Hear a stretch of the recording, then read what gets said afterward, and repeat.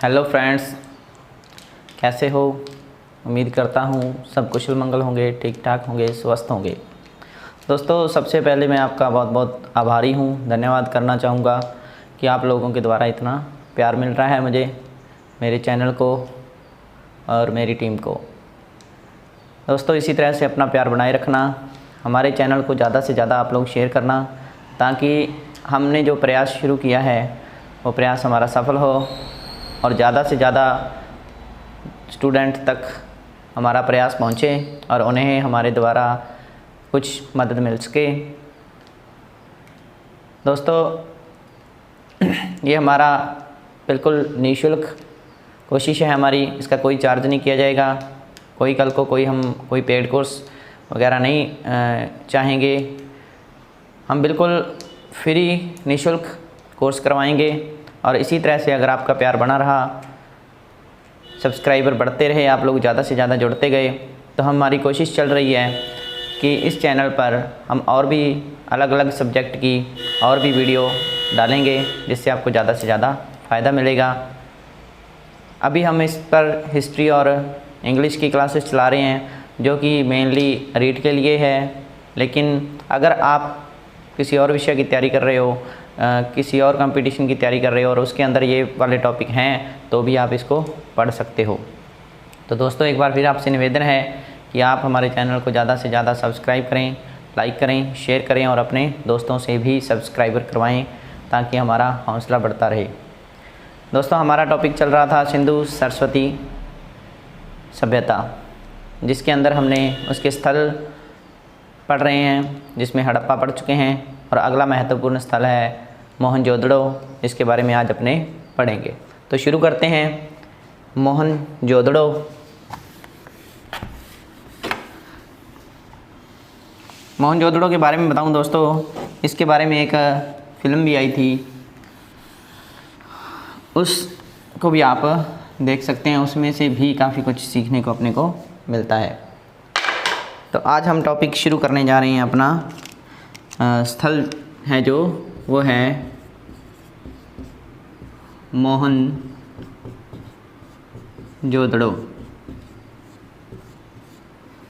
दड़ो का मतलब होता है टीला। इस प्रकार से इसका जो शाब्दिक अर्थ है वो है मृतकों का टीला। इसका टीला मृतकों का टीला, ठीक है। मोहनजोदड़ो की बात करें दोस्तों, तो इसकी अगर खोज की बात करें तो इसकी खोज हुई थी 1922 के अंदर। किसने की थी? इसकी खोज की थी राखलदास बनर्जी ने, ठीक है दोस्तों। खोज किसने की थी? राखलदास बनर्जी ने 1922 के अंदर। और ये है कहाँ पे मोहनजोदड़ो? ये है सिंध में, यानी सिंध प्रांत में। और ये सिंध प्रांत किस में है? ये है दोस्तों पाकिस्तान में। कहाँ पर है? पाकिस्तान में। और अगर नदी की बात करें कि कौन सी नदी के किनारे ये मिला था, हमने शुरू में बात की थी ना कि ये जो सभ्यताएं हैं, जो स्थल हैं, ज़्यादा से ज़्यादा नदियों के किनारे मिले हैं। तो ये मिला था सिंधु नदी के किनारे। कौन से किनारे? दाहिने किनारे, यानी कि दाहिने तट पर इसका अवशेष साक्ष्य प्राप्त हुए हैं कि ये जो बसा था वो सिंधु नदी के दाहिने तट पर बसा हुआ था। आगे बात करें, अब इसको मृतकों का टीला कहते हैं ना, तो यहाँ पर बात करें तो यहाँ पर दोस्तों 7 क्रमिक स्तर मिले हैं हमें। क्रमिक मतलब क्रम वाइज 7 स्तर मिले हैं। और यहाँ पर दोस्तों ये जो बस्ती है, ये जो स्थल है मोहनजोदड़ो, ये कुल 8 बार उजड़ा है और 9 बार बसा है। यानी ये जो स्थल है ये बार बार किसी प्राकृतिक आपदा या कोई भी कारण से ये बार बार ख़त्म हो जाता था, उजड़ जाता था और उसके बाद में दोबारा यहाँ पर बस्ती बस जाती थी। और इस प्रकार से करते करते यहाँ पर 8 बार ये उजड़ा है और 9 बार ये बसा है। ठीक है दोस्तों। आगे मोहनजोदड़ो की अपने बात करें तो यहाँ से क्या कुछ प्राप्त हुआ है, तो यहाँ से मिट्टी की गाद प्राप्त हुई है। ये समझते हो ना आप, मिट्टी की गाद प्राप्त हुई है। और बात करें तो इससे यहाँ पर जो सबसे महत्वपूर्ण स्थल, जो बड़ा स्थल प्राप्त हुआ है, वो प्राप्त हुआ है अन्नागार, यहाँ का अन्नागार। और अगर अपने सबसे बड़े सार्वजनिक स्थल की बात करें, सार्वजनिक स्थल, तो वो मिला है यहाँ पर सार्वजनिक स्नानागार। क्या मिला है? स्नानागार। ये आपका इम्पोर्टेंट है। क्या चीज़? स्नानागार। अब सबसे बड़ा है तो इसके अगर अपने बात करें कि कितना बड़ा है, तो दोस्तों ये स्नानागार 39 फुट लंबा है। कितने फुट लंबा है? 39 फीट लंबा है। और अगर चौड़ाई की बात करें तो ये 23 फीट इसकी चौड़ाई है। ठीक है। इसके बाद इसकी गहराई की बात करें तो इसकी दोस्तों जो गहराई है वो है 8 फीट, यानी कि 8 फीट ये गहरा है। इसके अलावा दोस्तों ये होगी इसकी उत्तर दिशा, ये दक्षिण, ये पूर्व और ये पश्चिम स्नानागार की। ठीक है। इसके उत्तर और दक्षिण की बात करें तो उत्तर और दक्षिण के अंदर इसमें सीढ़ियाँ बनी हुई हैं, यानी इसके अंदर उतरने के लिए क्या बना हुआ है? सीढ़ियाँ। इसके अलावा इसमें जल भंडारण के लिए इसके चारों तरफ बने हुए हैं टैंक। क्या बने हुए हैं? चारों तरफ इसके टैंक बने हुए हैं, जिससे कि ये टैंक जल भंडारण के काम में आते हैं। ये है दोस्तों मोहनजोदड़ो का स्नानागार। क्या है दोस्तों? स्नानागार, जो कि सबसे बड़ा सार्वजनिक स्थल है। सार्वजनिक स्थल है दोस्तों। इसके बारे में जॉन मार्शल ने क्या कहा है? जॉन मार्शल, इसका नाम आपको याद हो गया होगा, ये काफ़ी बार आ रहा है, जो कि सिंधु घाटी सभ्यता का जो कि निदेशक भी है, तो ये बार बार आना लाजमी है। इसने क्या कहा है इसके बारे में? इसने इसको कहा है उस समय यानी तत्कालीन विश्व का आश्चर्यजनक, क्या कहा है? आश्चर्यजनक स्थल कहा है। किसको? स्नानागार को आश्चर्यजनक स्थल कहा है। किसके द्वारा कहा गया है? जॉन मार्शल के द्वारा। इसके अलावा इसको इसने एक और संज्ञा दी है, वो दी है विराट, यानी बहुत बड़ा, विराट, विराट वस्तु की संज्ञा दी है। तो ये थी कुछ खूबियाँ इसके बारे, स्नानागार के बारे में। दोस्तों याद रखना, स्नानागार मिला है जो सबसे बड़ा है मोहनजोदड़ो का, और पूरी सिंधु सभ्यता की बात करें तो उसमें ये दूसरे नंबर का सबसे बड़ा सार्वजनिक स्थल है। पहले नंबर का कौन सा है? अपने पहले भी बात कर चुके हैं, लोथल का गोदीवाड़ा, और वो आगे पढ़ेंगे लोथल में। और इसकी आप ये नोट कर सकते हो, चित्र बना सकते हो, इसको यहाँ स्क्रीनशॉट ले सकते हो। इसका आप 39 फीट लंबाई है इसकी, 23 फीट चौड़ाई है, 8 फीट गहरा है। उत्तर और दक्षिण में सीढ़ियाँ बनी हुई हैं, टैंक बने हुए हैं जो जल भंडारण का काम करते हैं। जॉन मार्शल ने इसको आश्चर्यजनक कहा है, तत्कालीन विश्व का, और इसको विराट वस्तु की संज्ञा दी है।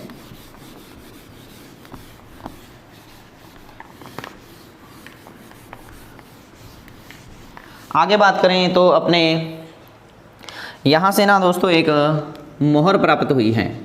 क्या प्राप्त हुई है? मोहर। अब इस मोहर पर एक चित्र बना हुआ है। ठीक है। ये चित्र बना हुआ है, इस चित्र के चारों ओर तो 4 जानवरों के चित्र हैं। इसके अंदर अगर बात करें, गैंडा, वृषभ, व्याघ्र, गैंडा, वृषभ, व्याघ्र, और एक चित्र है इसमें भैंसा। ये 4 चित्र बने हुए हैं इसके चारों ओर।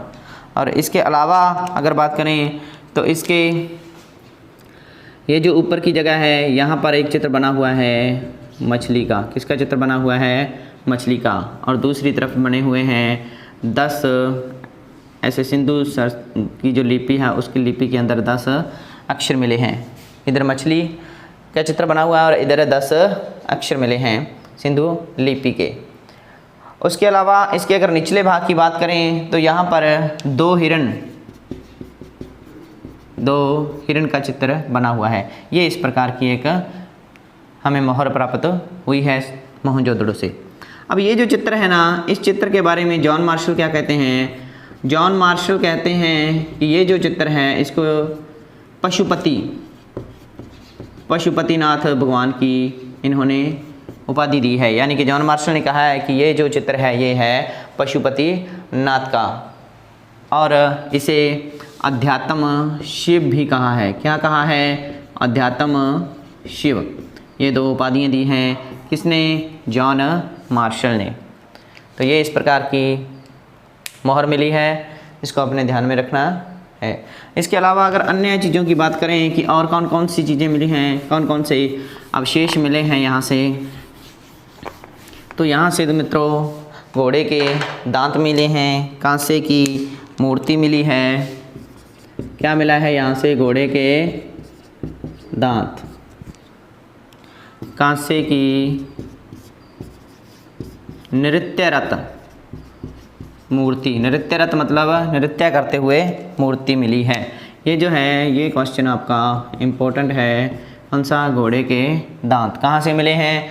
मोहनजोदड़ो से। उसके अलावा यहाँ से घोड़े के तो हो गए। उसके अलावा है महाविद्यालय के, किसके साक्ष्य मिले हैं? महाविद्यालय के साक्ष्य भी प्राप्त हुए हैं। उसके अलावा यहाँ से तांबा गलाने की भट्टी भी प्राप्त हुई है। हमने पहले बात की थी ना तांबे के बारे में, तो ये तांबा गलाने की भट्टी यहाँ से भी प्राप्त हुई है। कहाँ से? मोहनजोदड़ो से। उसके अलावा यहाँ से मंगोलियन पुजारी, कौन? मंगोलियन पुजारी का सिर प्राप्त हुआ है। मंगोलियन पुजारी का सिर। हमने पहले बात की थी कि यहाँ से 4 जातियाँ प्राप्त हुई, 4 जातियों के अवशेष मिले हैं जिसमें एक मंगोलियन जाति भी मिलती है। और यहाँ से क्या मिला है? मोहनजोदड़ो से मंगोलियन पुजारी का सिर मिला है। ठीक है। उसके अलावा बात करें यहाँ से ऊनी वस्त्र मिला है, ऊनी वस्त्र के साक्ष्य भी मिले हैं। ये कुछ चीज़ें मिली हैं जो कि ऊनी वस्त्र या सूती कपड़े के अंदर लपेटी हुई मिली हैं। तो इस प्रकार से यहाँ से ऊनी वस्त्र के साक्ष्य भी मिले हैं। एक दोस्तों यहाँ से एक व्यक्ति का एक चित्र मिला है, घोड़े के दांत और हाथी का कपाल खंड भी मिला है। यहाँ से एक दोस्तों यहाँ से एक चित्र मिला है। उस चित्र के अंदर एक व्यक्ति है जो चाकू लेकर एक बकरे के पीछे भाग रहा है। यानी कि भागते हुए बकरे के पीछे एक चाकू लेकर भागते हुए व्यक्ति का चित्रण मिला है। कहाँ से? मोहनजोदड़ो से। ये सारी चीज़ें, सारे अवशेष जो हैं वो मोहनजोदड़ो से हमें प्राप्त होते हैं। एक जो मोस्ट इम्पोर्टेंट फैक्ट है वो ये है कि यहाँ से किसी प्रकार के कब्रिस्तान के साक्ष्य मिले हैं? नहीं, कब्रिस्तान के साक्ष्य यहाँ से नहीं मिले हैं। ये आपका मोस्ट इम्पोर्टेंट क्वेश्चन है कि कब्रिस्तान के साक्ष्य यहाँ से यानी मोहनजोदड़ो से नहीं मिले हैं। ठीक है। उसके अलावा एक व्यक्ति का नाम आता है जिसका नाम है स्टुअर्ट पिगट। इसका एक विचार याद रखना स्टुअर्ट पिगट का। ये स्टुअर्ट पिगट कहता है, क्या कहता है? ये हड़प्पा और मोहनजोदड़ो दोनों को जुड़वां राजधानी, सिंधु घाटी सभ्यता की जुड़वां राजधानियाँ बताता है। कौन? Stuart Piggott.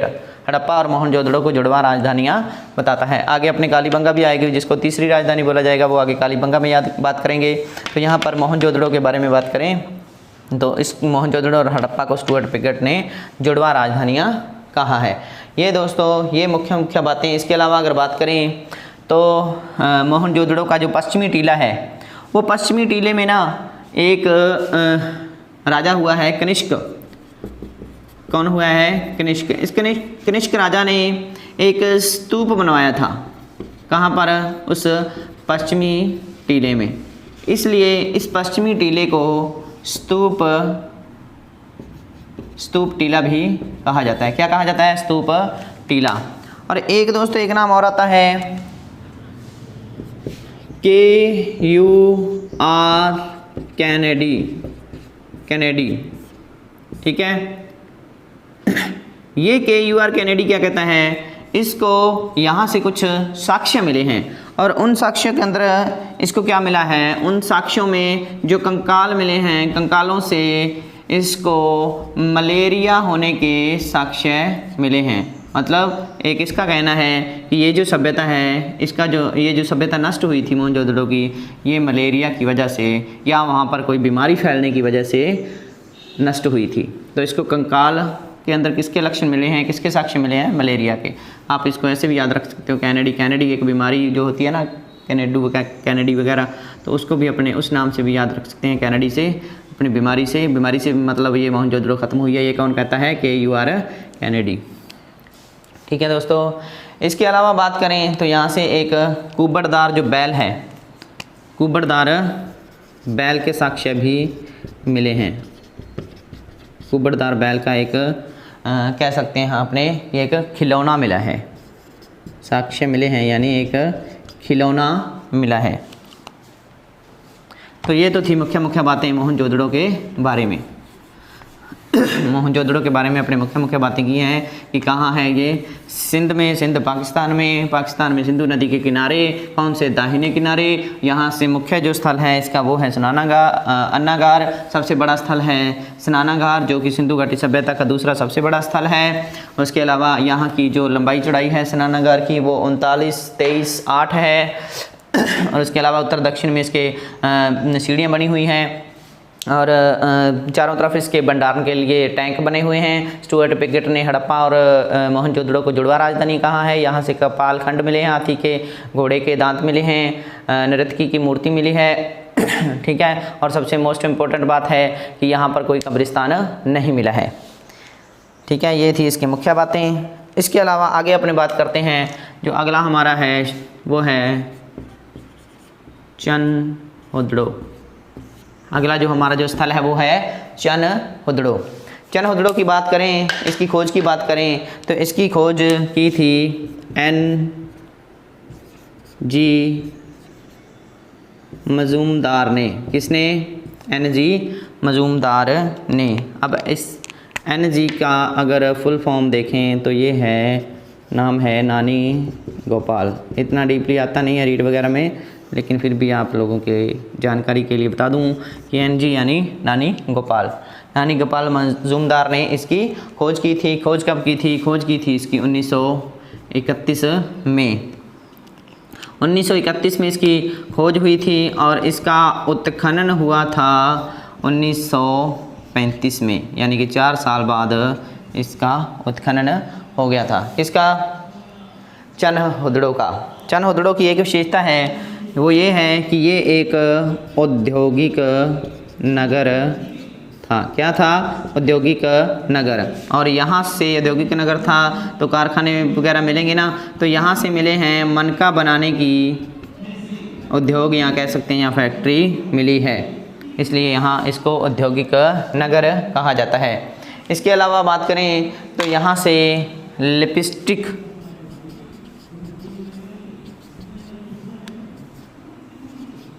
हाथी के खिलौने, ये चीज़ें भी मिली हैं।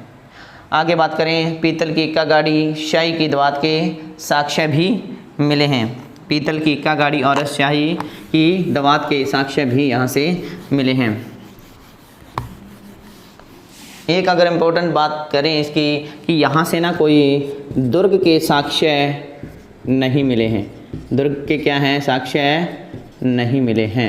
ये जो शब्द आता है ना नहीं, क्या चीज़ नहीं मिली है, इस पर आपने खास फोकस करना है, क्योंकि इसी प्रकार से घुमा के क्वेश्चन आता है कि क्या चीज़ नहीं मिली है।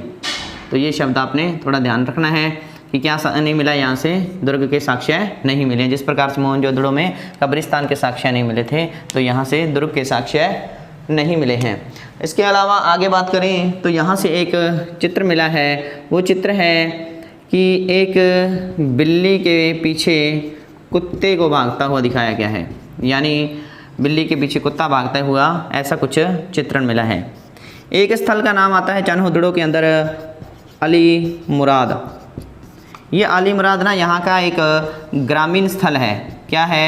ग्रामीण स्थल। ये अलग से नहीं है, ये इसमें है चनहुदड़ो में। चनहुदड़ो में एक ग्रामीण स्थल है जिसका नाम अली मुराद है। अब इसका नाम अपने क्यों दिया? क्योंकि ये इसकी एक विशेषता है। वो विशेषता ये है कि यहाँ से एक कुआं मिला है, तो इस वजह से अपने को अली मुराद नाम याद रखना है कि कुआं कहाँ से मिला है, तो अली मुराद से मिला है। और अली मुराद ग्रामीण स्थल कहाँ का है? चनहुदड़ो का। और एक खास विशेषता इसकी ये है कि यहाँ से वक्राकार ईंटें मिली हैं। कौन सी? वक्राकार ईंटें। कौन सी ईंटें मिली हैं? वक्राकार ईंटें। और ये एकमात्र स्थल है चनहुदड़ो जहाँ से सिंधु घाटी सभ्यता का कि जहाँ से वक्राकार ईंटें मिली हैं। ये थी चनहुदड़ो की विशेषता। अब अगला जो स्थल है वो है हमारा लोथल। कौन सा है? लोथल। एक विशेषता तो अपने इसकी चर्चा कर रहे हैं, वो तो आप बता ही सकते हो ना कौन सी विशेषता है। उससे पहले बात करेंगे कि ये स्थल है कहाँ पे, कहाँ पाया जाता है। तो ये स्थल दोस्तों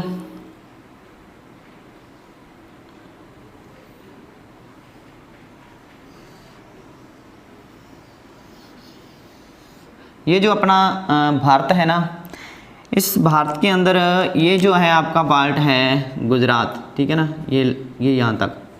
और ये है आपकी खंबात की खाड़ी। क्या है? खंबात की खाड़ी। और ये है अरब सागर। क्या है ये? अरब सागर। और ये है हिंद महासागर।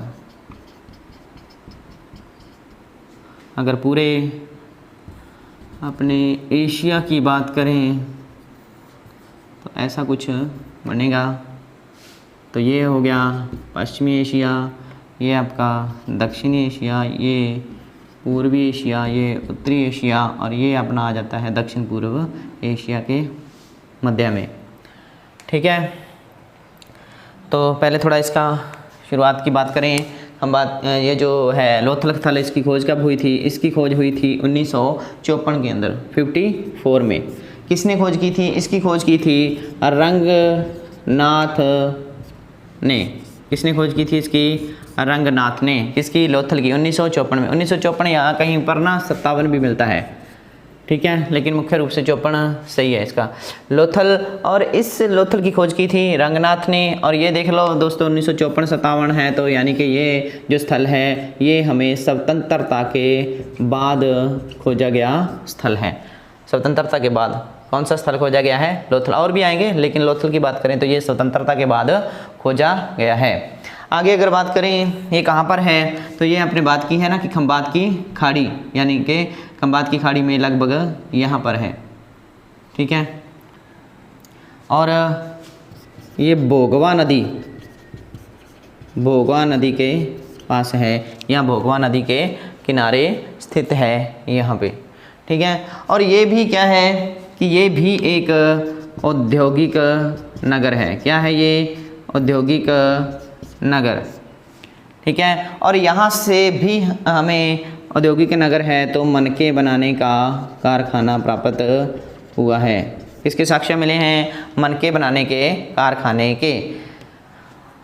अब दोस्तों यहाँ से बाट माप तौल के साक्ष्य भी प्राप्त हुए हैं।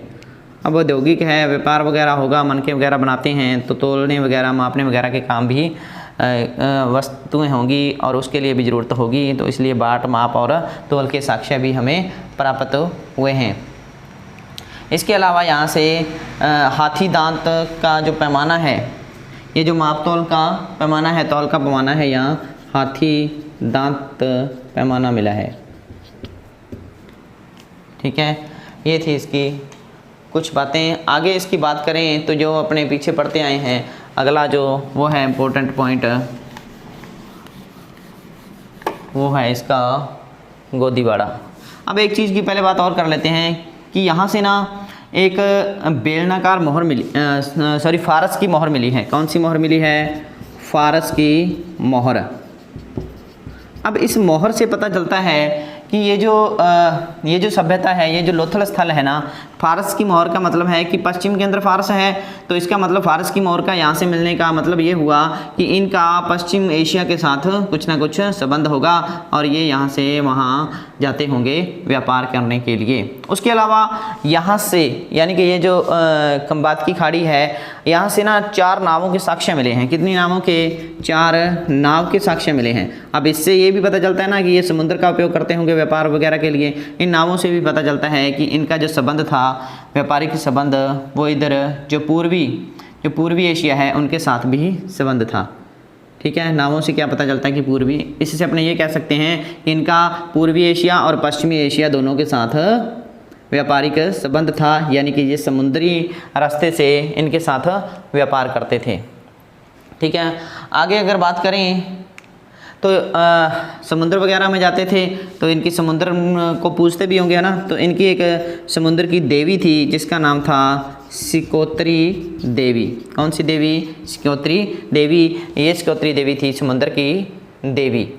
ठीक है, इसके अलावा अगर आगे बात करें तो लोथल से एक खोपड़ी के शल्य चिकित्सा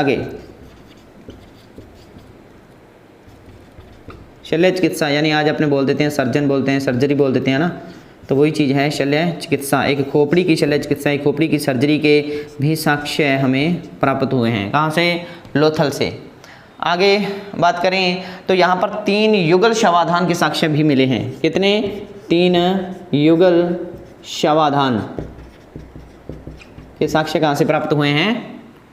लोथल से। और यहाँ पर जो मृतक होता था, उस मृतक को जो दफनाया जाता था वो किस दिशा में रखा जाता था? उसका जो सिर होता था वो होता था उत्तर दिशा में, और जो पैर होते थे उसके वो होते थे दक्षिण दिशा में, और इस प्रकार से ये दफनाया जाता था। उत्तर दिशा में सिर करके और दक्षिण दिशा में पैर करके इसको दफनाया जाता था।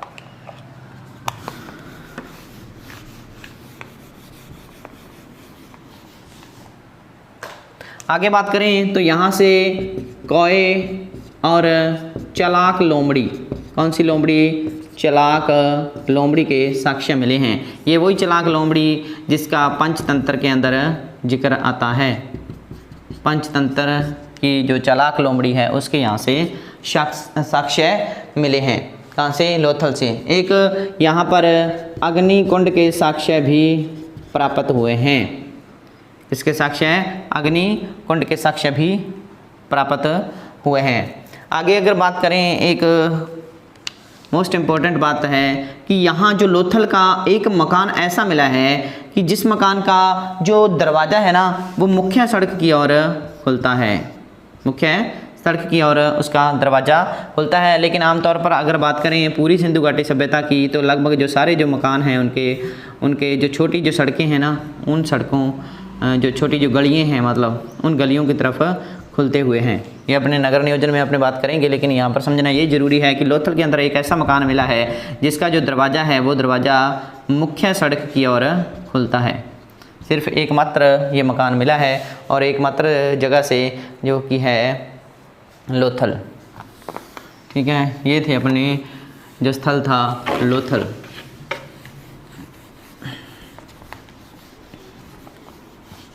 ठीक है, 2 स्थल पढ़ लिए हैं। अब थोड़ा अपने रिलैक्स होते हैं। रिलैक्स होने के लिए मैं आपको एक कहानी सुनाता हूँ।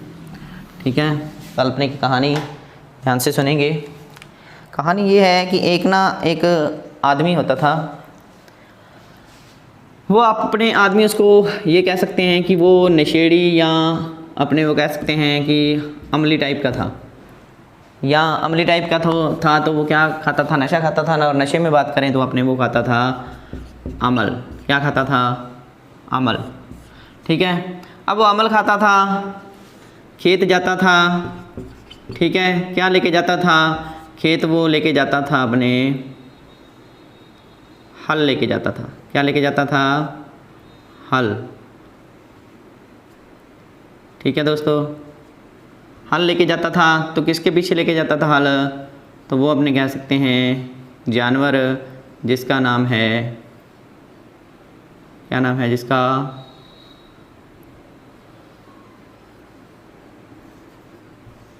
सही तो नहीं बना लेकिन चलो, तो वो जानवर है ऊँट। क्या नाम है? ऊँट। और ऊँट के पीछे ये हल लेके जाता था। कहाँ पर? खेत में। और खेत को क्या करता था? जोतता था। ठीक है, जोतता था। अब भाई इसको जो फसल वगैरह होती थी वो तो इसका घर पे हिसाब ले लेते थे, है ना, घर पे देख लेते थे एक, लेकिन वो ना फसल के साथ एक फसल और बोता था एक्स्ट्रा अपने लिए, अपना खर्चा निकालने के लिए, है ना। तो कैसे क्या हो गया? एक फसल तो घर वालों के लिए और एक खुद के लिए। तो क्या मतलब हुआ इसका कि ये 2 फसलें जोतता था, यानी कि 2 फसलों को मतलब बीजता था यहाँ पे अपने खेतों के अंदर। अब भाई इसने फसलें जोती, फसलें बेची, फसलों के बेचने के बाद में पैसा लिया और पैसा लेके ये वापस घर आया, और घर आया तो घर लेके आया ये अपनी मिसेज के लिए या घरवाली के लिए चूड़ियाँ। क्या लेके आया? चूड़ियाँ। बड़े चाव से चूड़ियाँ लेके आया, लेकिन चूड़ियाँ कौन सी ले आया? चूड़ियाँ ले आया काली। अब काली चूड़ियाँ ले आया, घरवाली को पसंद नहीं था, बीवी को पसंद नहीं था। तो बीवी क्या होगी? बीवी होगी लाल। अब लाल होगी बीवी, गुस्से से तिलमिला उठी, लाल होगी तो वो क्या करेगी? वो लगाएगी एक थप्पड़। थप्पड़ कह सकते हैं या अपने थापड़ कह सकते हैं। कौन लगाएगी थापड़ या थप्पड़? बीवी। ठीक है। और कैसे लगाएगी? बीवी लाल होकर थप्पड़ लगाएगी। ठीक है, थप्पड़ लगाएगी तो ये आदमी क्या है कि घर से चला जाएगा। चला गया। अब भाई इसका कोई पता नहीं चला कहाँ गया, कहाँ नहीं गया। ठीक है, कोई इसका पता नहीं चला। पैसे पूछे तो ऐसे ख़राब कर देता था ना, पैसे ख़राब करता था। मकान अच्छा नहीं था, मतलब कि कच्ची ईंटों का मकान बना हुआ था इसका, कच्ची ईंटों का बना हुआ था। इसका मतलब ये क्या था? गरीबी था ना, गरीब था, दीन था या दीनहीन था। ठीक है। अब वापस आते हैं वहीं पे, थप्पड़ लगाया। ठीक है, गुस्सा आ गया, आदमी को गुस्सा आ गया तो वो क्या हुआ? अमली या अमल खाने वाला वो व्यक्ति चला गया। कहाँ चला गया? पता नहीं, उसका कोई पता नहीं चला। ठीक है, कुछ टाइम बाद पता चला, कुछ साक्ष्य मिला। वो क्या साक्ष्य मिला? वो खोपड़ी मिली एक। ठीक है, उसका कोई उसके अंदर कोई छेद वगैरह थे। ठीक है, खोपड़ी के अंदर क्या थे? छेद थे, छेद वाली एक खोपड़ी मिली। उससे थोड़ा आइडिया वगैरह लगा होगा ना, लगा या ना लगा वो अलग बात है। ठीक है, एक खोपड़ी मिली। उसके बाद में क्या हुआ कि यहाँ पर कोई ये तो उधर चला गया, पीछे से बस फसल वगैरह हुई नहीं, और अचानक से एक भूकंप भी आ गया। भूकंप आया तो ये सारी बस्ती जो थी तहस नहस, इनका जो मकान वगैरह था और उसके साथ जो बस्ती थी वो सारी क्या हो गया? तहस नहस होगी, है ना, तहस नहस होगी। तो फिर यहाँ पर कोई नया व्यक्ति आता है, तो वो थोड़ा काम करने वाला था, कमाऊ आदमी था। तो उसने अपने घर को बढ़िया अच्छे तरीके से बनाया। उसने अपने घर के सामने एक ईंटों का चबूतरा बनवाया। ठीक है, चबूतरा बनाने के साथ इसने अपनी जो घर की फ़र्श लगवाई, वो फ़र्श पूरी डिज़ाइनदार अलंकृत, यानी कि डिज़ाइन वगैरह बनाकर अपनी फ़र्श लगाई। जो ईंटें या अपने फ़र्श कह सकते हैं, वो क्या थी? अलंकृत थी। अच्छी तरह से अपने घर को सजाया। इसके पास पैसा था, मोहरें थी। ठीक है, मोहरें थी। कौन सी मोहरें थी इसके पास? बेलनाकार। अब अमीर आदमी था, व्यापार वगैरह करता था। व्यापार करने के लिए मेसोपोटामिया वगैरह चला जाता था। ठीक है, और वहाँ से ये कौन सी मोहर लेके आया था? बेलनाकार मोहरें लेके आया था। अब इसने व्यापार अच्छा चले, पीछे की जो घटनाएं हुई हैं उस प्रकार की घटनाएं ना हो, इसके लिए इसने क्या करवाया? इसने यज्ञ वगैरह करवाया। उसका भी पता कैसे चला? हवन कुंड के द्वारा। ठीक है, हवन वगैरह करवाया। ये थी अपने जो कहानी जो अपने बात कर रहे थे, अब अपने दोबारा वापस अपने टॉपिक पे आते हैं। और वो टॉपिक जो है अपना, वो है अपना अगला जो स्थल है वो कालीबंगा। कहानी पसंद आई होगी दोस्तों, उम्मीद करता हूँ अच्छी लगी होगी, है ना। थोड़ा एंटरटेनमेंट हो गया, बीच में ब्रेक मिल गया। अब दोबारा अपने पढ़ते हैं टॉपिक, कौन सा टॉपिक? कालीबंगा। ठीक है, अब कालीबंगा को पढ़ते हैं अपने। ये जो दोस्तों कहानी है ना, इसी से जोड़ते हैं अपने कालीबंगा को। कैसे जोड़ेंगे? तो सबसे पहले बात करते हैं अपने इसकी खोज की। तो खोज इसकी किसने की? अमल यानी कि अमलानंद घोष ने। किसने खोज की? अमलानंद घोष ने। कब खोज की? 1951-1953 में। कब खोज की? 1951 या 1953 कह सकते हैं, 1953 में। ठीक है कहाँ पे ये है दोस्तों, ये जो अपना स्थल है कालीबंगा, ये है हनुमानगढ़ में। कहाँ पर है? हनुमानगढ़ में, घग्गर नदी के किनारे। कौन सी नदी के किनारे? घग्गर नदी या सरस्वती नदी के किनारे। सरस्वती नदी, घग्गर नदी, मृत नदी ना, कई नाम है इसके। नाली भी बोलते हैं इसको, स्थानीय नाम इसका क्या है? घग्गर नदी का नाली। ऐसा भी क्वेश्चन आ जाता है ना, घग्गर नदी का स्थानीय नाम क्या है? तो नाली है। इस नदी के किनारे क्या है? कालीबंगा। खोज किसने की? अमलानंद घोष ने। कब की? 1951-1953 में। ठीक है, इसके बाद में इसका जो शाब्दिक अर्थ है वो है इसका काली चूड़ियाँ। क्या है शाब्दिक अर्थ इसका? काली चूड़ियाँ, ये है इसका शाब्दिक अर्थ। कौन लेके आया था, है ना? अमलानंद घोष। यानी कि इसकी जो खुदाई हुई है वो खुदाई की है, यानी कि खुदाई यहाँ कह सकते हैं अपने उत्खनन। उत्खनन किसने किया था? बीबी लाल और बीके थापर ने। किसने किया था? बीबी लाल और बीके थापर ने। कब किया था? 1961-1963 में, बीबी लाल और बीके थापर ने। ठीक है, अब यहाँ से जो साक्ष्य मिले हैं वो एक तो हल के साक्ष्य मिले हैं। ठीक है, अब हल है, हल के द्वारा जोता गया खेत है ना, तो इसका मतलब जुते हुए खेत के साक्ष्य भी मिले हैं। जुते हुए खेत के साक्ष्य मिले हैं। किससे जोता था? ऊँट से, तो यहाँ से ऊँट के साक्ष्य भी मिले हैं।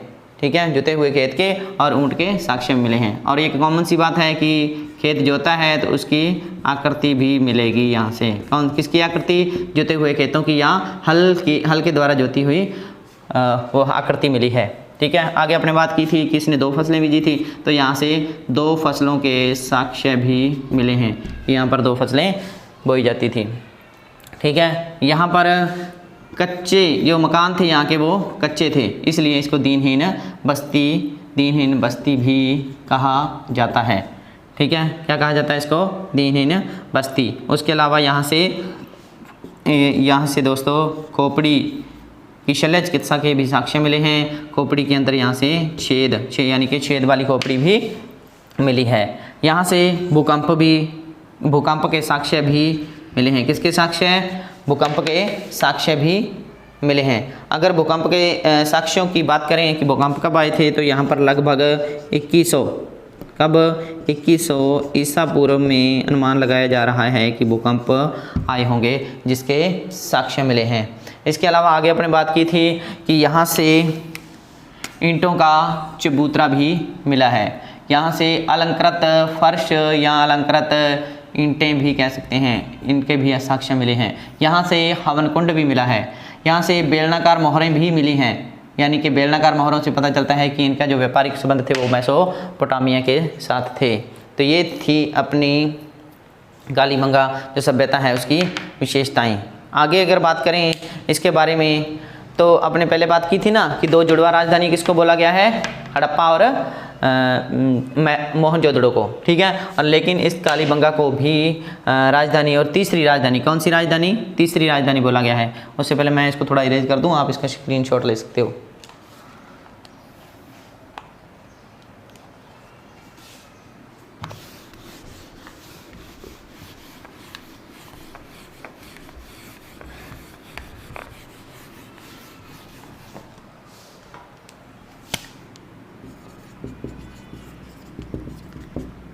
कालीबंगा को तीसरी राजधानी बोला गया है। 2 राजधानी तो होगी ना, हड़प्पा और मोहनजोदड़ो, लेकिन इसको तीसरी राजधानी बोला गया है। किसके द्वारा? डॉक्टर दशरथ शर्मा के द्वारा। कालीबंगा को क्या बोला गया है? तीसरी राजधानी। इसके अलावा एक और इसकी विशेषता की बात करें तो यहाँ पर जो दुर्ग और जो नगर टीला है ना, मतलब जो दुर्ग है और नगर टीला है, दुर्ग टीला और नगर टीला 2 टीले हैं ना, तो दोनों टीलों की क्या है कि अलग अलग रक्षा प्राचीर यानी कि चारों तरफ से रक्षा प्राचीर दीवार, जो अपने बात की थी ना पहले शुरू में हड़प्पा के अंदर, है ना, वो इस प्रकार से ऐसे बनी हुई थी। तो वही चीज़ है कि यहाँ पर दुर्ग और नगर दोनों अलग अलग रक्षा प्राचीरों से घिरे हुए हैं। ये और कोई ऐसा स्थल नहीं है जहाँ पर दोनों, यानी कि जो नगर है वो भी अलग रक्षा प्राचीर से घिरा हो। दुर्ग तो है, दुर्ग के अंदर तो प्रशासनिक वर्ग रहता था, वो तो रक्षा प्राचीर से घिरा रहता था, है ना, नगर की तरफ ध्यान नहीं था। लेकिन कालीबंगा एक ऐसा मात्र स्थल है जहाँ से दोनों स्थल यानी कि दोनों टीले जो हैं वो अलग अलग रक्षा प्राचीर से घिरे हुए हैं। एक मुख्य बात और है यहाँ पे कि यहाँ से मातृ देवी की कोई मूर्ति नहीं मिली है। अब क्वेश्चन पूछा जाए, ऐसा क्वेश्चन आ जाए ना, मातृ देवी की मूर्ति नहीं मिली है तो कालीबंगा से नहीं मिली, ठीक है। उसके अलावा अलंकृत ईंट की बात अपने कर चुके हैं। आगे बात करें तो यहाँ पर 3 प्रकार के शवाधान के साक्ष्य मिले हैं। कौन से 3 प्रकार के शवाधान? आंशिक, पूर्ण और दाह संस्कार। आंशिक शवाधान, पूर्ण शवाधान और संस्कार, अंतिम संस्कार, ये 3 प्रकार के शवाधान के साक्ष्य मिले हैं, ठीक है। तो ये थी अपने स्थल था अपना कौन सा? कालीबंगा। 3 स्थल अपने पढ़ चुके हैं, 4 पढ़ चुके हैं। मोहनजोदड़ो, ठीक है, चनहुदड़ो, लोथल और कालीबंगा, ठीक है दोस्तों। उम्मीद करता हूँ आपको समझ में आया होगा, है ना। अगर आपका कोई क्वेश्चन हो तो आप कमेंट बॉक्स में छोड़ सकते हैं, मैं अगली क्लास के अंदर उसका जवाब दूंगा, ठीक है। उसके अलावा एक बार फिर रिक्वेस्ट है आपसे कि इसको ज़्यादा से ज़्यादा शेयर करें, सब्सक्राइब करें और हमारा हौसला बढ़ाते रहें। आगे की क्लास में अपने बात करेंगे, बहुत जल्द मिलेंगे। उसके अंदर जो बाकी जो स्थल रह गए हैं उनके बारे में अपने बात करेंगे। नमस्कार।